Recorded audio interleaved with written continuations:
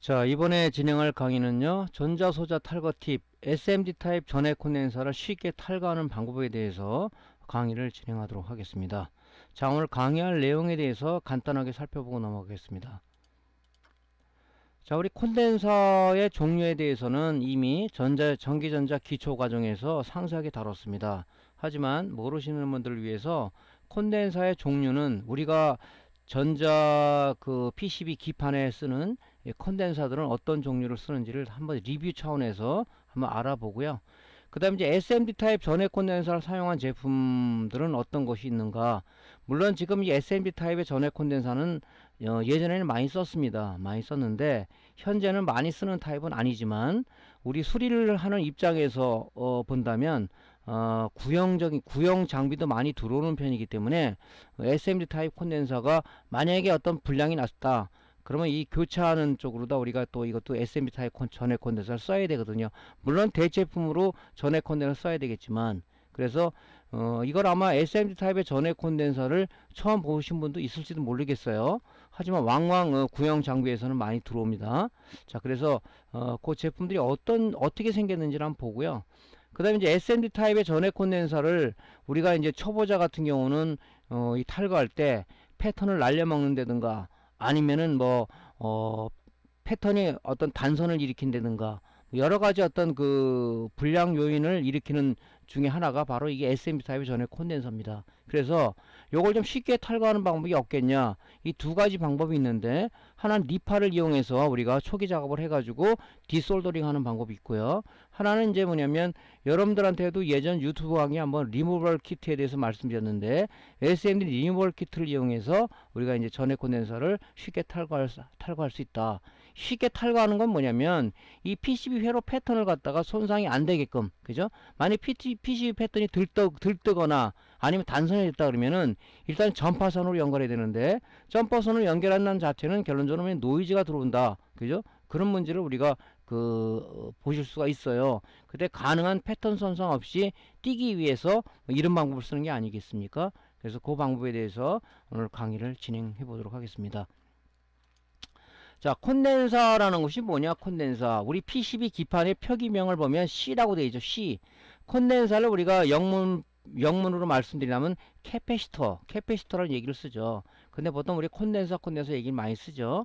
그래서 이제 표기명이 C로 되어 있는 것들은 이제 전부 다 콘덴서라고 볼 수 있는데, 우리가 전자회로를 이제 구성하는 거, 여러분들 모니터라든가 TV라든가 아니면 노트북이라든가 데스크탑 메인보드라든가 여러가지 이런 우리 전자 제품에 보면 PCB에 많은 이런 전자 소자들이 붙어 있는데, 전자 회로를 구성하는 소자는 수동 소자와 능동 소자로 구성되어 있다는 것은 여러 번 말씀드렸죠. 그 중에서도 우리가 이 수동 소자는 전자 회로를 구성함에 있어서 없어서는 안 될 약방의 감초와 같은 사람 역할을 하는 게 바로 이 수동 소자다 이거죠. 그래서 R 저항, 레지스터라고 그러죠. 저항. L 코일, 또 내지는 코일, 또 내지는 무슨 얘기를 하냐면 인덕터라는 얘기를 씁니다. 인덕터. C 컨덴서죠. 예, 캐패시터. 그래서 요 세 개가 많이 쓰는데, 이 RLC는 이 전자 소자를 구성함에 있어서 없어서는 이 전자회로가 구성이 되질 않습니다. 이게, 그죠? 수동 소자가 굉장히 중요하죠. 그 중에서도 우리가 많은 불량 요인으로 자리 잡고 있는 부분이 바로 이 콘덴서라는 얘기죠. 콘덴서, 그죠? 그래서 굉장히 콘덴서는 어떤 굉장히 역할을 많이 하죠. 그죠? 어떤 전기를 축적하는, 그죠? 하나의 전기 저장소 역할을 하면서, 그죠? 직류는 차단하고 교류를 통과시키는 그런 역할도 쓰고, 어떤 노이즈 차폐하는 쪽을 쓰고, 그 다음에 이제 그런 중요한 칩셋 근처에는 VCC와 그라운드에 이런 칩 콘덴서들이 많이 달려있단 말이죠. 이게 뭐냐, 노이즈 차폐죠. 그죠? 하나의 바이패스 시키는 역할하는 바이패스 콘덴서로 많이 쓰인다. 그죠? 그래서 우리가 이제 콘덴서는 굉장히 중요한 역할을 합니다. 그죠? 그래서 콘덴서는 여러 가지 종류가 있어요. 종류가 있는데, 보통 우리가 많이 보는 이제 전해 콘덴서 많이 보시죠? 플러스 마이너스 극성 있죠. 이것은 여기 띠가 있는 쪽이 마이너스죠. 그죠? 그래서 여기가 우리가 마이너스라고 보고, 항상 우리가 PCB에 불량이 나서 이 소자를 교체할 때는 반드시 이 PCB의 플러스는 플러스 방향, 마이너스는 마이너스 방향대로 정삽을 해야 된다는 얘기죠. 만약에 역삽을 했을 경우, 즉 플러스는 마이너스, 마이너스 플러스로 가서 역삽을 했을 때는 전원을 만약 인가하면 이게 폭발을 하거나 터지거나 아니면은 터지지 않더라도 어떤 회로가 오동작을 할 수가 있다. 그래서 이런 것이 이제 전해 콘덴서를 많이 봤을 거예요. 오늘 얘기하고자 하는 것은 뭐냐면 이런 SMD 타입의 전해 콘덴서예요. 이 다리가 있는 게 아니라 PCB 패턴에 여기 지금 리드가 양쪽으로 두 개가 있는데 요거를 우리가 PCB 패턴에다가 솔더링 하는 타입입니다. 요런 걸 지금 많이 보셨는지 모르겠어요. 그 다음에 이제 요것도 이제 극성이 있죠. 플러스 마이너스 극성. 전해 콘덴서는 플러스 마이너스 극성이 있는 거죠. 그 다음에 우리가 이제 이 필링 콘덴서, 여러분들이 SMPS에 우리가 1차 5개 회로 중에서 1차가 뭡니까? EMI 필터죠. EMI 필터에 많이 쓰는 이 필링 콘덴서가 있습니다. 그죠? 얘는 극성이 없죠. 예. 근데 세라믹 콘덴서 어디서 많이 봤어요? 여러분들 요거는 인버터에, 그죠? 밸런스 캐퍼시터, 그죠? 전류의 조절하는, 그죠? 우리가 CCL 커넥터를 가기 전에 양쪽에 두 개가 붙어 있는데 밸런스 캐퍼시터로 많이 쓰는 이 세라믹 콘덴서가 있습니다. 얘도 극성이 없죠. 그 다음에 이제 마일러 콘덴서, 이건 어디 많이 있습니까? 요것도 이제 그 EMI 필터 부분에 많이 쓰는 이 마일러 콘덴서가 있고요. 그 다음에 세라믹 콘덴서 이렇게 동그랗게 생긴 거 많이 보셨죠? 얘도 극성이 없습니다. 그죠? 요런 게 있고, 그 다음에 노트북에 많이 쓰는 이제 탄탈 콘덴서가 있습니다. 탄탈 콘덴서. 그래서 이 탄탈 콘덴서는 얘도 이제 전해 콘덴서하고 같은 거죠. 근데 노트북에는 왜 많이 쓰냐면은 노트북은 공간이 좁기 때문에 열이 많이 나죠. 그죠? 그래서 이런 걸, 얘는 이제 뭐냐면 전해 콘덴서는 우리가 어떤 특성이 있어요. 정전 용량이라는 게 전기를 담을 수 있는 그릇의 크기를 얘기하는 거고, 내열압, 그죠? 콘덴사가 견딜 수 있는 주변 온도를 얘기하는 거죠. 그래서 여기 보면 우리가 105도씨라고 되어 있죠. 그 다음에 내압, 콘덴사에 걸어줄 수 있는 최대 전압을 얘기하는 거죠. 그 다음에 이제 우리 극성이 있다는 얘기죠. 탄탈 콘덴서도 마찬가지예요.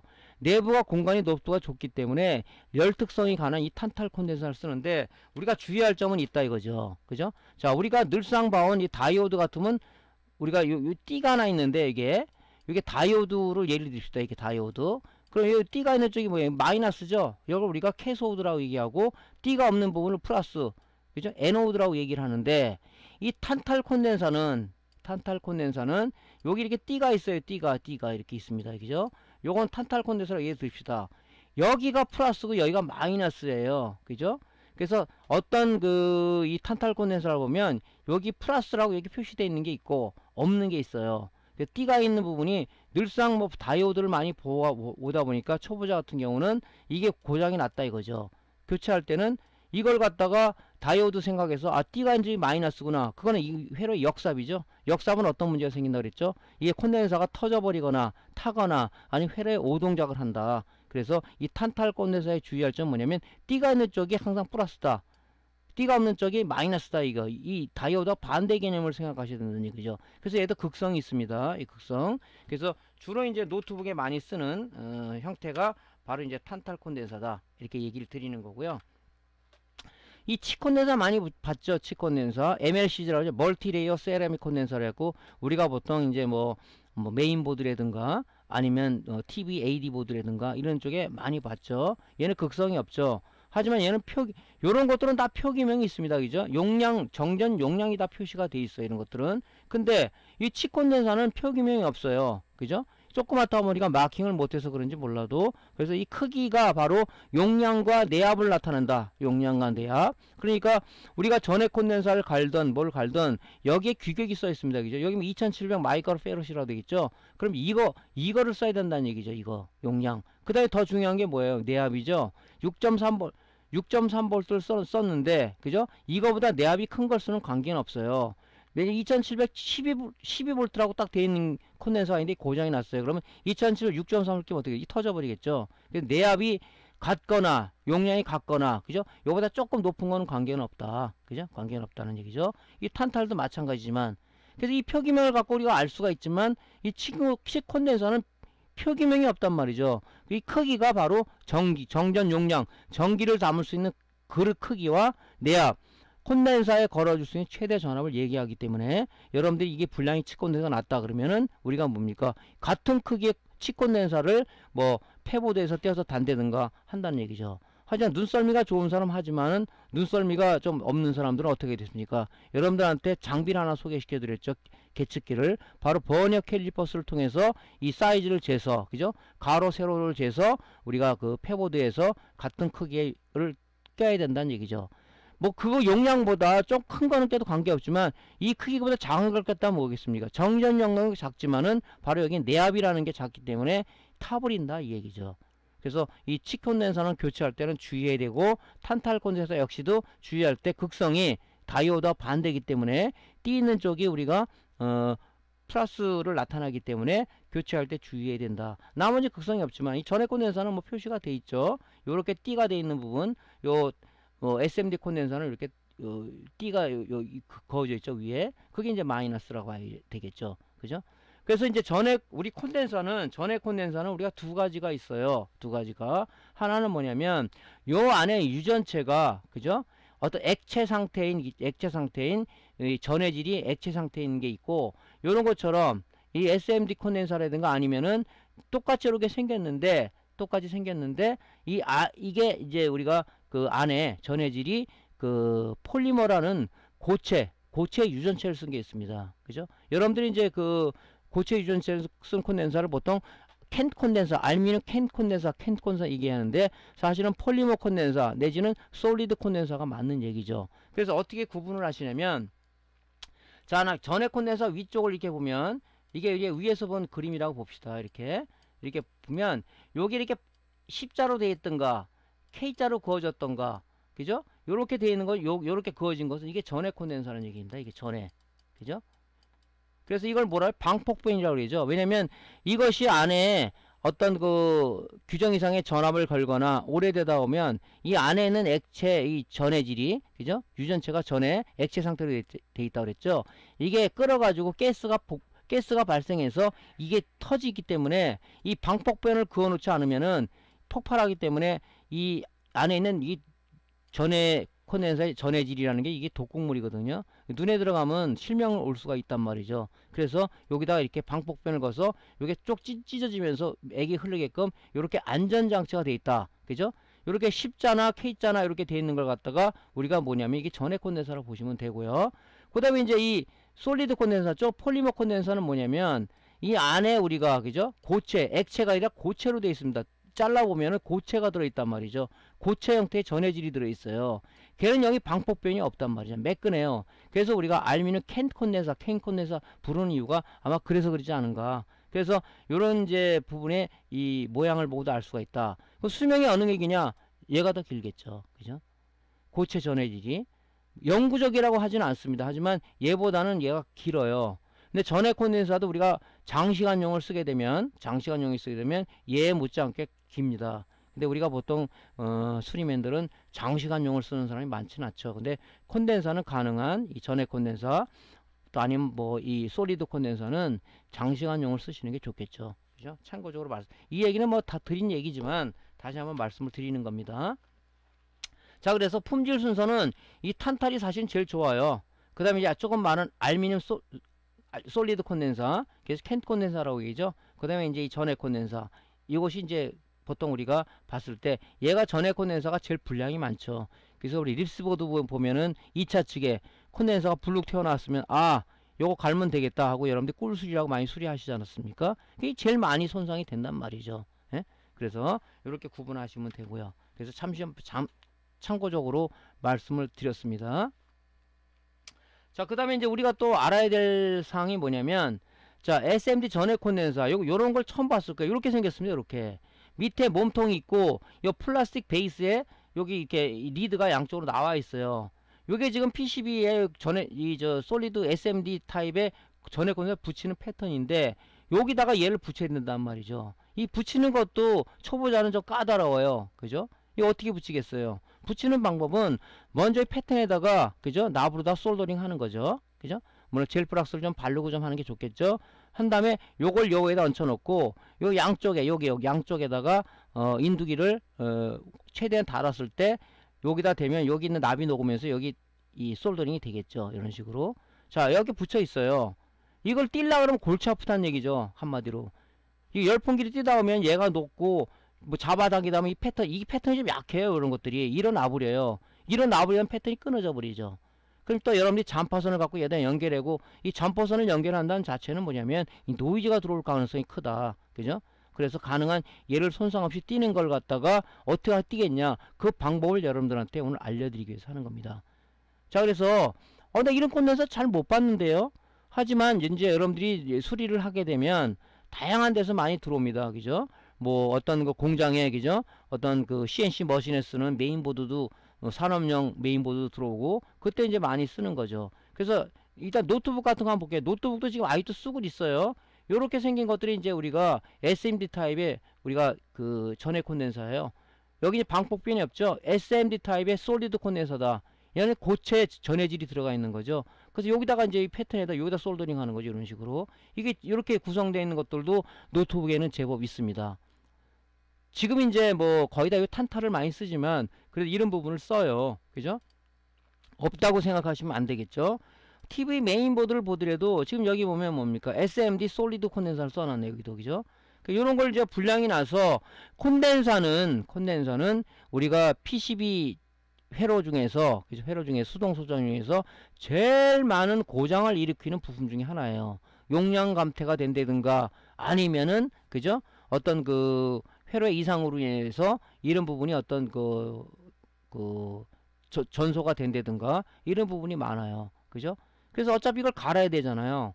근데 이걸 우리가 이런 부분이라든가 SMD 타입의 이런 거라든가 아니면 뭐 다른 거 뛸 때는 크게 무리 없이 이런 게 뛰는데, 요거 뛸 때는 잘못한 패턴을 일으키는, 저도 이제 초년 시절에는 많이 이 패턴을 잡아먹었죠. 그죠? 뛰는 방법을 몰라서 하다 보니까 뭐 이게 잘 안 떨어지고 이게 잘 녹지도 않잖아요. 왜 그러냐면 요즘은 이제 유연납보다는 무연납을 쓰잖아요. 유연납과 무연납의 차이는 말씀드렸죠. 유연납은 뭡니까? 납성분을 주성분으로 만들어진 거고, 그 다음에 이 요즘 쓰는 이제 무연납은 주석 성분이 주로 돼 있단 말이죠.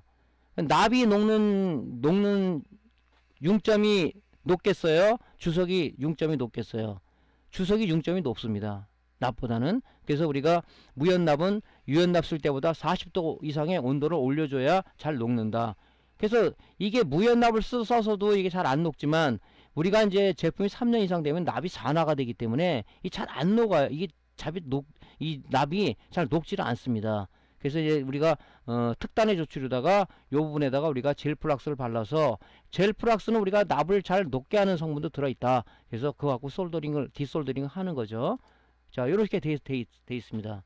자, 그러면은 SMD 타입의 이 전해 콘덴서를 우리가 띄기 위해서 어떤 니파를 이용하는 방법과 아까 말한 SMD 리월 킷을 이용하는 방법이 있다고 얘기를 했죠. 자, SMD 타입 전해 콘덴서를 우리 니파를 이용해서 하는 방법을 설명을 드리자면, 오늘의 이제 주된 키포인트는 이거죠. 자, 이 지금 니파가 우리가 조그만 니파가 있고 큰 니파가 있죠. 조그만 니파는 이게 얘 안 물려지요. 이게 간격이 각도가 좀 적어서. 뭐 일반적으로 쓰는 우리 니파 있지 않습니까? 그 니파도 날이 마모가 된 거 말고, 날이 마모가 된 거면 2번 3번 작업하다가 패턴을 끊어먹는 일이 생긴단 말이죠. 보통 우리가 이제 니파를 사면 말이죠, 우리 수리맨들도 뭐 철사도 자르고 뭐 구리선 굵은 것도 자르고 하다 보면 이 날이 마모가 된단 말이죠. 그래서 이 뭐 니퍼도 보면 고가형 니퍼가 아니라 보통 중저가를 많이 쓰는데 이 마모가 돼요. 그럼 이런 거 자를 때는 안 하니까 니퍼 같은 거는 가능한 우리가 수리하는데 뭐 가는 전선이라든가 그런 걸 사용하다 보면 오래 쓰는데, 저 같은 경우도 뭐 어떤 때는 뭐 나사 같은 것도 막 자르고 막 이러다 보니까 마모가 된단 말이죠. 이 작업성이 많이 떨어지죠. 그래서 일단은 콘덴서 몸통 중간 정도, 이 길이가 이렇게 있다면 이 중간 정도에다가 니파 날을 위치를 시키고요. 그 다음에 절단을 해야 되겠죠. 절단을. 그래서 너무 무리한 힘을 주지 말고, 힘을 주다 보면 패턴이 나갈 수 있으니까 서서히 힘을 주면서 이 날이 예리한 거면 몸통이 똑 나갑니다. 이게. 그죠? 그래서 잘라내시고요. 자, 그 다음에 뭐 하냐면 이제 반이 남았잖아요. 몸통이.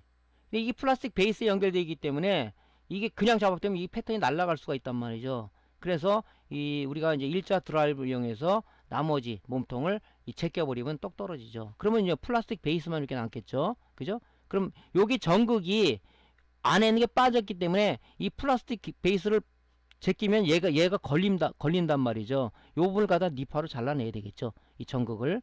니퍼로 우리가 이제 요때는 소형 니퍼를 써야 되겠죠. 잘라냅니다.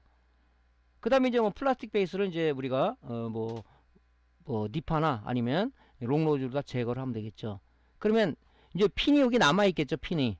그죠? 전극이 남아있단 말이죠. 그 부분을 이제 우리가 납을 이용해서 디솔더링 하면 되겠죠. 그죠? 디솔더링 하면.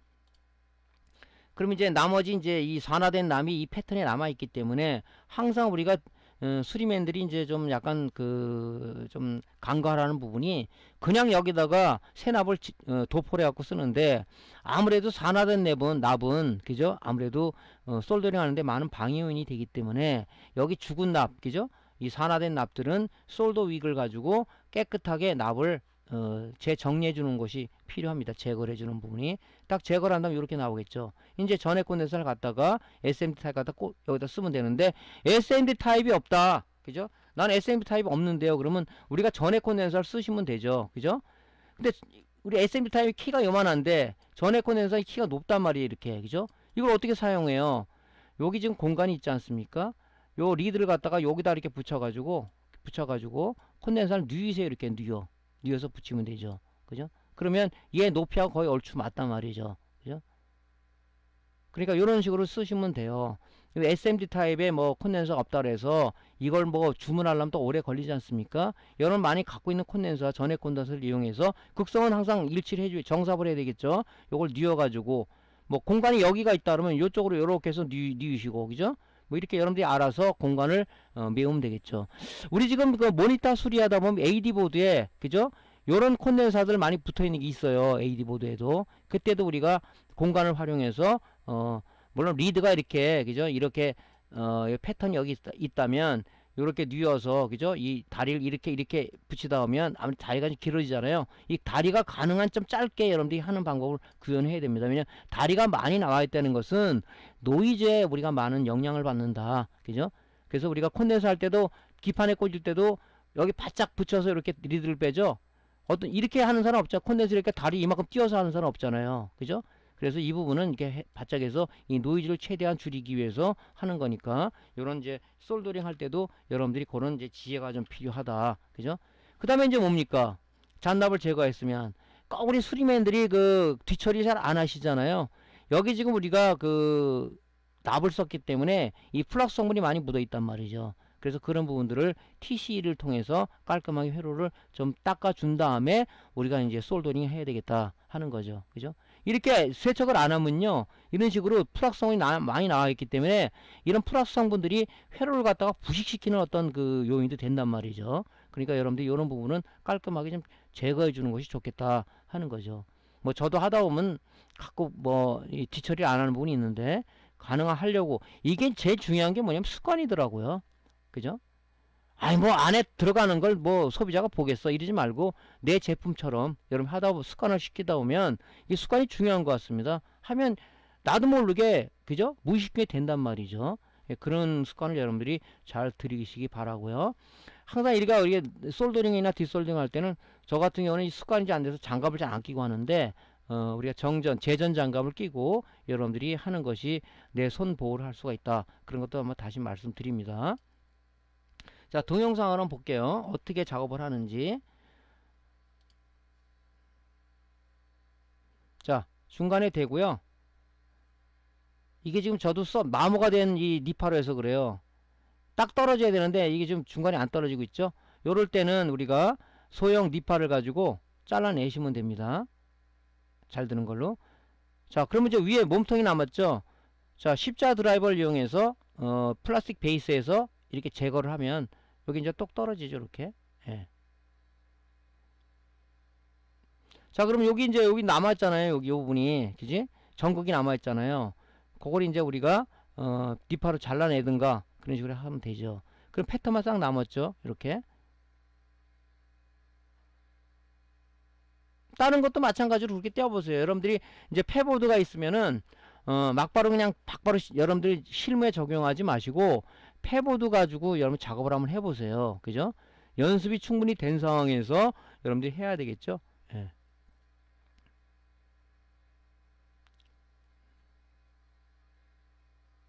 너무 무리한 힘을 주지 마세요. 저게 특히 SMD 타입의 전해 콘덴서 밑에 패턴들은 좀 약해요. 그죠?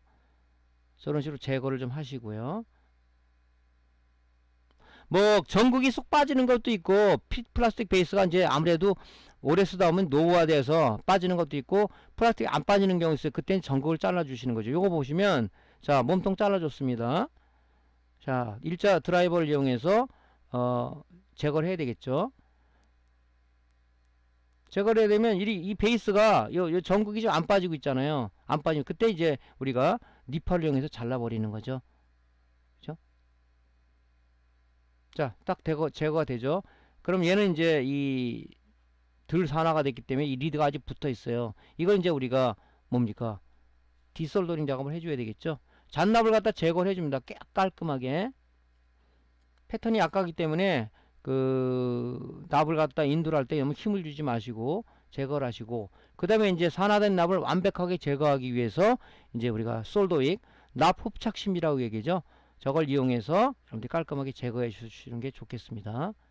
자, 그 다음에 뭐예요? 다 제거했으면 우리가 TC를 통해서 세척을 해야 되겠죠. 예. 세척을 해가지고 이제 이 패턴을 갖다가 이제 이 SMD 타입이 없으면은 여기다가 전해 콘덴서를 붙이든가 이런 식으로 하시면 되겠죠. 그죠? 그러니까 이렇게 하면 작업이 편한데, 이걸 여러분들 열풍기 가지고 인두가지 뜨려 그러면 진짜 스트레스를 많이 받아요. 그러다 보면 패턴이 나가버리고, 그죠? 패턴이 들떠버리고, 짜증납니다. 그죠? 특히 노트북 같은 경우는 조심해야 돼요. 이 패턴들이 제 메이커에 따라서 아주 얇은 것도 있고 강한 것도 있고 하지만은 뭐 이런 부분들은 조심해야지. 그렇지 않으면 또 굉장히 여러분들이 고생을 많이 하십니다. 이런 부분들은. 자, 그 다음에 이제 우리가 SMD 타입의 전해권을 쉽게 탈거하는 법 두 번째는 리무벌 킷을 이용하는 것이죠. 리무벌 킷. 자, 리무벌 킷을 이용하는데, 요게 리무벌 킷을 사용하게 되면 이 젤프락스라는 게 하나의 튜브 형식으로 하나 들어있고요. 하나는 요런 이제 납이 들어있는데, 일반 납하고는 완전히 틀립니다. 일반 납은 잘 구부러지지만 얘는 좀 뻣뻣하다 보니까 철사처럼 잘못하면 똑 부러져 버립니다. 이게. 그러니까 이 재질이 일반 납하고는 틀려요. 이 SM 리무벌 킷의 이 납은 뭐냐면요, 일반 납은 우리가 인두로 대가지고 이게 납을 칠하고 조금 있어 그냥 굳어버리죠. 얘는 납을 해서 녹이게 되면 일정 시간 계속 그 온도를 유지하고 있습니다. 그렇기 때문에 떨어뜨릴 수가 있는 거예요. 그러니까 이 온도를 유지하는 그 성분들이 안에 들어가 있는 것 같습니다. 여기. 그러니까 이 가격이 SM 리무벌 킷은요 가격이 좀 약간 좀 고가예요. 비싸요. 저도 꼭 필요할 때 아니면 안 쓰는데, 뭐 저도 이제 해외 직구로다가 국내에선 좀 이게 비싸요. 해외 직구하면 많이 쌉니다. 여러분 직구해 본 사람 알겠지만 국내에 너무 많은 마진을 붙이는 것 같아요. 유통 마진이 있어서 그런지 몰라도 너무 많이 붙입니다. 그래서 2개 정도 사가지고 아직도 쓰고 있습니다.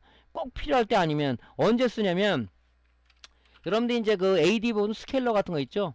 그죠? 다리가 양쪽으로 이렇게 막 나와 있는 거, 요걸 우리가 QFP 타입의 소자라고 그랬죠. 이거 뛸 때 아주 인두로 이거 이 열풍이 뛸 수가 없어요.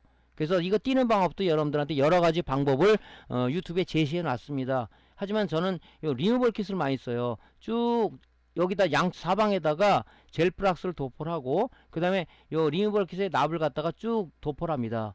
그리고 온도를 유지하기 때문에 버큐팬으로다가 싹 들어올리면 쫙 떨어지죠. 패턴 손상 없이. 그래서 그때 이제 많이 쓰는 거죠. 이럴 때. 사실 뭐 요런 때는 이제 활용하기도 하지만, 예. 그래서 요런 이제 리무벌 킷을 이용하는 거예요. 그 이제 온도가 계속적으로 뭐 200도 200도를 계속 일정 시간 유지하기 때문에 영원히 200도를 유지한다는 것은 아닙니다. 납이 만약에 10초 만에 식는다면, 얘는 뭐 예를 들어서 한 40초를 간다든가 50초를 간다든가 굉장히 많은 유지 시간이 길다는 거죠. 그렇기 때문에 요 밑에 납이 녹은 상태에서 우리가 띄어내면 된다는 거죠. 그죠? 요게 이제 우리가 초보자들이 좀 쉽게 할 수 있는 방법 중에 하나고, 물론 전문가도 써도 상관이 없어요. 전문가도 뭐 다 잘합니까? 그렇진 않죠. 그래서 이런 부분을 이용해서 우리가 뛸 수가 있다. 그죠? 자, 그래서 먼저 이제 리무벌 킷에 들어있는 이 젤 플락스, 우리가 일반 플락스 상관이 없어요. 자, 납하고 여기 여러 개가 있는데 납을 좀 적당한 걸 잘라서 쓰시면 좋겠죠. 해가지고 이제 젤 플락스를 여기 지금 SMD 그 콘덴서 양옆에 요 리드 부분에다가 젤 플락스를 도포를 하시고요. 자, 그 다음에 이제 적당량 자르는 이제 그 납을 갖다가 SMD 리모컨 된 납을 갖다가 양쪽에 도포를 해줍니다. 그죠? 양쪽에. 그 다음에 이제 뭐 요게 리드가 양쪽에 좁기 때문에 납이 많이 묻지는 않아요. 그렇기 때문에 인두기를 한쪽에다가 대고 열을 전도하게끔 된 다음에, 그죠? 된 다음에 이 핀셋으로다가 들어 올리면 떨어지겠죠. 들어 올릴 때도 확 뛰지 말고 좀 차분하게 서서히 하면은 이 패턴 손상 없이 뛸 수가 있겠죠. 자, 동영상 한번 볼게요. 자, 여기서 이제 적당량의 우리 그 납을 준비를 합니다. 자, 이제 여기다가 칠해야 되겠죠. 이게 지금 요쪽에 그 뭡니까, 그 리드가 너무 조그맣죠. 그죠? 이런 건 좀 좋은데 좀 발라주시고요. 그 다음에 이제 뭐 인두로다가 납을 갖다가 양쪽에다가 적당량을 도포를 합니다. 그죠? 얘가 녹으면서 녹을 때 온도를 어느 정도 유지를 하고 있습니다. 유지를. 그죠? 자, 이쪽에도 이제 해야 되겠죠. 양쪽에 리드가 있으니까. 자, 요 상태에서 조금씩 흔들면 이거 그냥 떨어져 버리죠. 그죠? 요렇게. 그럼 이 패턴이 손상이 안 됐을 거 아닙니까? 그래서 이제 SMD 리모컨이 좋긴 한데 가격이 있으니까 꼭 필요할 때, 또 초보자 같으신 경우는 꼭 필요할 때만 쓰시는 게 좋겠다. 그래서 이렇게 띄면은 패턴 손상 없이 여러분이 쓸 수가 있다. 여러분들이 그냥 이걸 뭐 니파라든가 아니면은 SM 리모컨 사용하지 말고 경험 차원에서 패보드를 갖다가 열풍기 인디 한번 떼어보세요. 다 패턴 다 손상시킵니다. 이거. 그죠? 패턴 이상하게 약해요. 이게 뛰다 오면. 뭐 노트북도 마찬가지고 AD 보드도 마찬가지고 메인보드도 마찬가지고 그래요. 그래서 요거 SMD 타입의 전해 콘덴서 뛸 때는 이 두 가지 방법을 쓰는데, 리모컨은 좀 가격이 있으니까 가능한 니파로다가 작업하는 연습을 많이 하시는 게 좋게. 급한다 그러면 빠른 시간에 우리가 해야 된다 그러면 리모컨을 사용해야 되겠지만, 그러지 않은 경우는 니파를 이용해서 몸통을 자르고 아까 말한 1번 경우에처럼 그런 식으로 작업을 하시면 되겠습니다. 자, 오늘은 SMD 타입의 전해 콘덴서를 어떻게 패턴 손상 없이 쉽게 뛸 수 있느냐 하는 방법론 1과 방법론 2를 소개를 시켜드렸습니다. 자, 우리가 강의는 보는데 그치지 말고요. 내 것으로 만들기 위해서는 실제 실물을 갖다가 많은 연습과, 그죠? 많은 실패 요인과 성공 요인을 여러분이 경험을 하셔야 고수의 길로 갈 수가 있다. 쉽게 말하면 달인으로 갈 수가 있다. 그런 얘기죠. 일회성에 그치지 마시고요. 지속적으로 이렇게 어떤 경험자가 이 경험한 이 내용을 여러분들 건 만들기 위해서는 여러분이 그런 열정과 대단한 열정과 많은 노력이 필요하다고 말씀을 좀 다시 한번 드립니다. 그죠? 자, 기초가 안 되신 분은 유튜브에 전기전자 기초과정서부터 다시 리뷰를 해서 여러분들이 나날이 실력이 향상되는, 그죠? 그런 쪽으로 가졌으면 하는 바람이 큰 거죠. 그래서 저도 강의를 하고 있는 거고요. 자, 오늘 강의는 여기서 마치고요. 다음에 더 좋은 강좌로 여러분들 찾아뵙겠습니다. 감사합니다.